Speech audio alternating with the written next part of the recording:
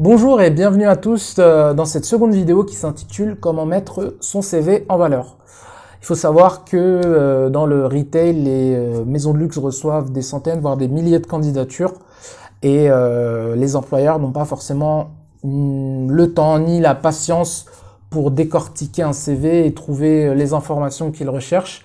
Donc c'est vrai que c'est important d'optimiser son CV, de pas forcément faire 3 pages, de pas s'étaler, de mettre une tonne d'informations qui parfois malheureusement ne sont pas forcément clés ou utiles pour l'employeur. Il y a des informations qui sont parfois voilà, plus importantes que d'autres. Je parle soit notamment des expériences professionnelles ou éventuellement des langues parlées. Beaucoup de personnes pensent au diplôme en premier. En tout cas, c'était mon cas au départ quand je commençais et je me suis vite rendu compte que certes les diplômes ça peut être important, mais si on a un diplôme dans une filière qui n'a rien à voir avec le corps de métier, ça peut être on peut laisser passer sa chance vu que l'employeur va peut-être s'arrêter sur la première chose qu'il va voir et il sait qu'il a des centaines, voire des milliers de candidatures qui l'attendent par la suite. Donc c'est important d'optimiser son CV. Ce que l'on va faire, c'est qu'on va prendre un CV qui est déjà constitué, donc c'est un vrai CV. Je vais l'analyser et je vais voir si il y a besoin en tout cas, comment éventuellement le retoucher, comment l'arranger un petit peu pour éventuellement donner à la personne le plus de chances possible. Et puis voilà, j'expliquerai directement pourquoi j'ai fait ces éventuelles modifications. Donc je vous dis à tout de suite, restez connectés. Alors, nous voici sur le CV de Zhang Wei Li. C'est comme ça que j'ai rebaptisé la personne, donc qui est de nationalité chinoise, qui vient en France pour faire ses études, apprendre le français et également y créer son entreprise dans le milieu de la mode et qui souhaiterait travailler en tant que conseillère de vente dans le luxe pour prendre de l'expérience et avoir un pas dans ce domaine. Donc on regarde son CV qui est, il faut le dire, assez chargé, qui tient sur presque une page et demie. Donc je vais essayer de l'optimiser. On va essayer de faire quelques modifications pour mettre en avant ses qualités, éventuellement enlever le surplus qui fait qu'il est chargé comme ça. Donc je vous dis à tout de suite.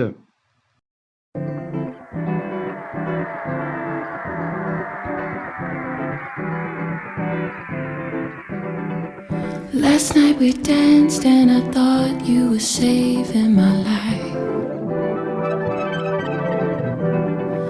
Caught in the haze of the moon and the break of the light.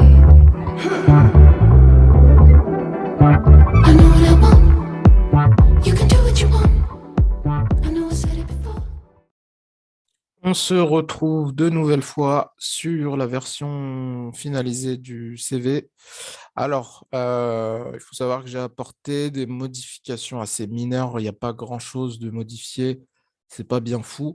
Le CV étant tapé initialement en bleu, donc j'ai décidé de rester sur ces couleurs et de mettre du coup en avant les sous-catégories.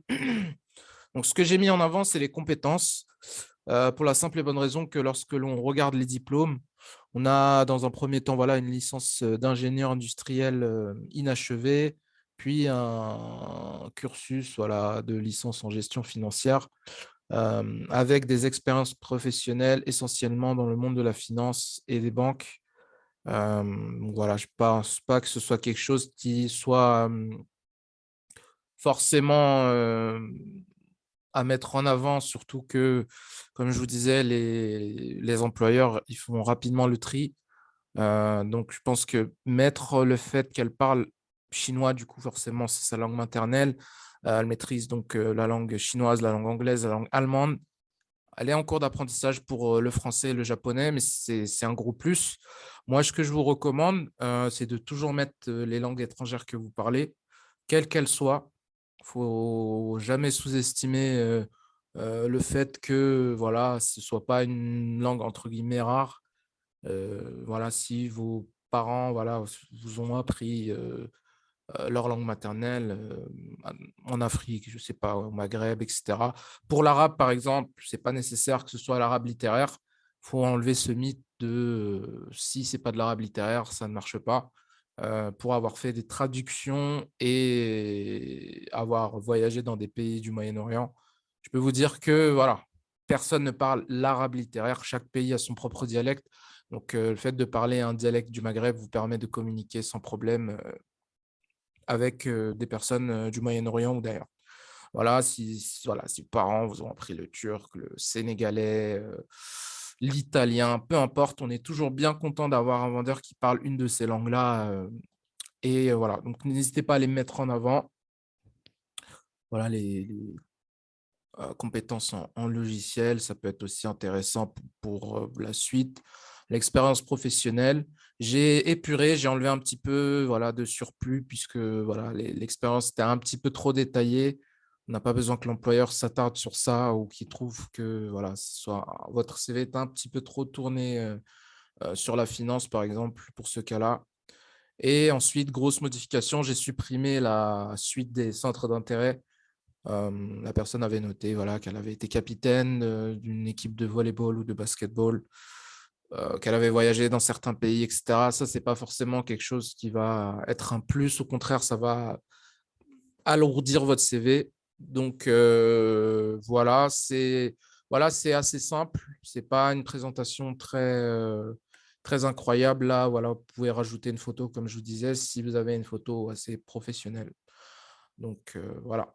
En tout cas, merci d'avoir, suivi cette vidéo. N'hésitez pas à la partager si vous connaissez des personnes qui, pourraient en bénéficier et voilà, n'hésitez pas à mettre des commentaires si vous avez des suggestions. Je vous dis à très bientôt.